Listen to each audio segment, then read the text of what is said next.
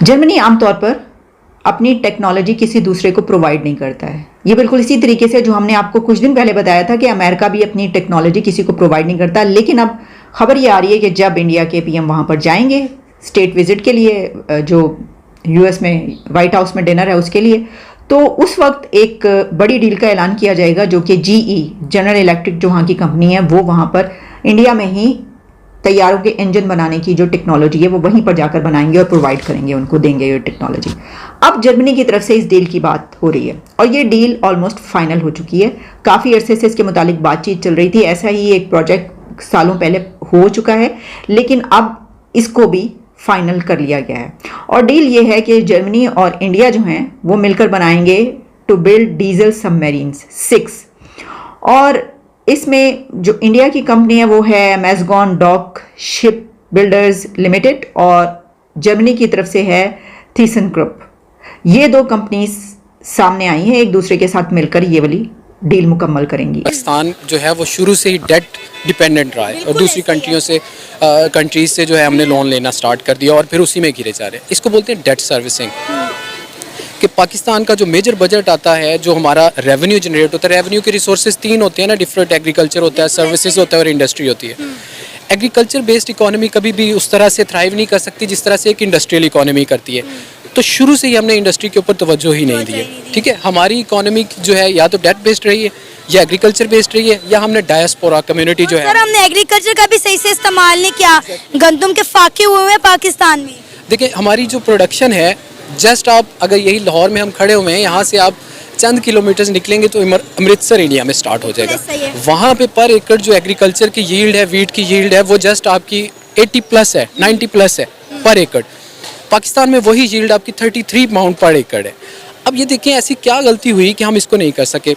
हमारा एक आइन मौजूद है, वो जैसा भी है, आइन में तरमीन वक़्त के साथ साथ जैसे जैसे वो चीज़ें आती हैं, अगर मसले मसाइल आते हैं तो वो हर कंट्री अपना कर सकता है। ठीक है ना, आइन मौजूद है। बात यह है कि हमने आइन पे कितना अमल किया है, आइन पे इम्प्लीमेंट नहीं कर रहे। टाटा कंपनी भी है और वो एक इलेक्ट्रिक कार्स के ऊपर भी एक कैंपेन कर रही है। ठीक है, और मेरे ख्याल में हमें अब वो पुराने एनर्जी रिसोर्सेज पे जो है ना वो नहीं रहना चाहिए। हमें इलेक्ट्रिक कार्स और इलेक्ट्रिक कन्वेंसेस की तरफ मूव ऑन होना चाहिए और एनर्जी रिसोर्सेज को वहाँ पे यूटिलाइज करना ज़्यादा बेटर है, इंस्टेड ऑफ कि हम फिर वही पुराने चीज़ों पे लगे रहें। ऑयल एक ना एक दिन इस वर्ल्ड से, जैसे अब हमारे मुल्क में गैस का प्रॉब्लम बन गया है ना, आपने सीएनजी सारी ट्रांसपोर्टेशन पे लगा दी, क्या बेनिफिट हुआ? आपकी अपनी जो है वो अब घर में जो है चूल्हा जलाने के लिए रात के टाइम गैस नहीं है। ठीक है सर, अब तो दिन में भी गैस नहीं आती। ये कोई सोल्यूशन नहीं है, ये लॉन्ग टर्म सोल्यूशन नहीं है कि हम ये रिफाइनरीज, ऑयल रिफाइनरीज लगा लें और अच्छी खासी इन्वेस्टमेंट कर लें। इन्वेस्टमेंट किए बगैर जो सबसे बेस्ट सोल्यूशन है, सिर्फ एक काम करना है, लॉ एनफोर्समेंट करनी है। ये तो कोलैबोरेशन है अगर देखा जाए। अब जर्मनी के भी ताल्लुकात इसका मतलब है बेइंतहाई अच्छे हो गए उनसे। लेकिन कुछ दिन पहले तक मुझे याद है, कुछ साल पहले की बात है, हम कुछ इस तरह की बातें कर रहे थे कि जर्मनी की तरफ से कुछ ऐसी स्टेटमेंट्स आई थी जो कि कुछ इतनी अच्छी नहीं थी हमारे हमसाया मुल्क के लिए। और उस वक्त ये नज़र आ रहा था कि उनकी तरफ से कुछ स्टेटमेंट्स हमारे हक में आई थी, हमारे फेवर में आई थी, कुछ ऐसा चला था। एग्जैक्टली मुझे टॉपिक कभी याद नहीं आ रहा है, लेकिन अब हम ये देख रहे हैं कि वो इतने बड़े बड़े प्रोजेक्ट जो हैं वो वहाँ पर जाकर करें और अपनी जो टेक्नोलॉजी वो दूसरे को नहीं देते वो भी दे रहे हैं। तो इसका एक एंगल और है और वो ये है चाइना।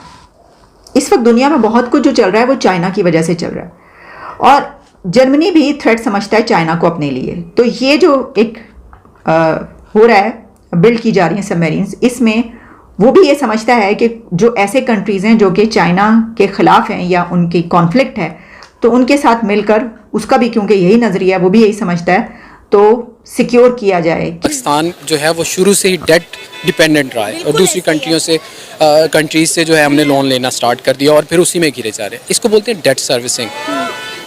कि पाकिस्तान का जो मेजर बजट आता है, जो हमारा रेवेन्यू जनरेट होता है, रेवेन्यू के रिसोर्सेज 3 होते हैं ना, डिफरेंट एग्रीकल्चर होता है, सर्विसेज होता है और इंडस्ट्री होती है।